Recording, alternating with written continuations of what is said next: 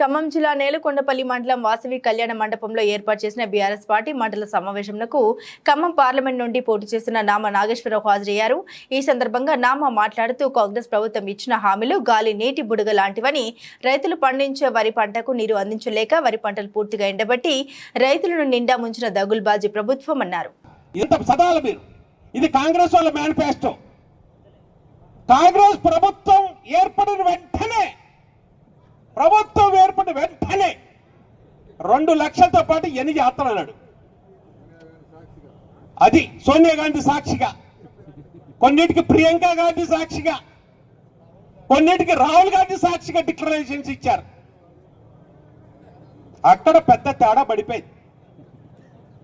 ఇప్పుడు ప్రజలు గమనించారు. ఇదంతా 4 నెలలు ఏం జరిగింది. ఎక్కడో కాదు, ఇక్కడే మన దగ్గరే వరి పంట ఇంకొక తడిచ్చినట్టయితే, ఒక 2 తళ్ళిస్తే పుట్టకొచ్చినటువంటి వరి పెద్ద ఎత్తున నష్టం జరిగిపోయింది. మన దగ్గర జరిగింది. అదేవిధంగా మన రాష్ట్ర వ్యాప్తంగా కూడా దగ్గర 15 లక్షల ఎకరాల పంట నష్టం జరిగింది. మన నాయకుడు ఉండగా 1 ఎకరం ఎక్కడ కూడా దెబ్బతినలే. నీళ్ల గురించి కానీ కరెంటు గురించి కానీ ఎక్కడ దెబ్బతినలే. కానీ వీళ్ళు వచ్చిన తర్వాత 15 లక్షల ఎకరాల దగ్గర పంట నష్టం జరిగింది. ఇక్కడ కూడా మీ నేలకొండపల్లి ఏరియాలో మేము కూడా తిరిగినాం, చూసినాం.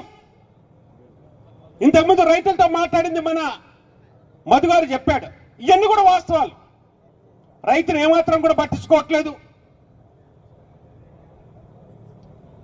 బడుగు బలహీన వర్గాలను ఏమాత్రం కూడా పట్టించుకోవట్లేదు.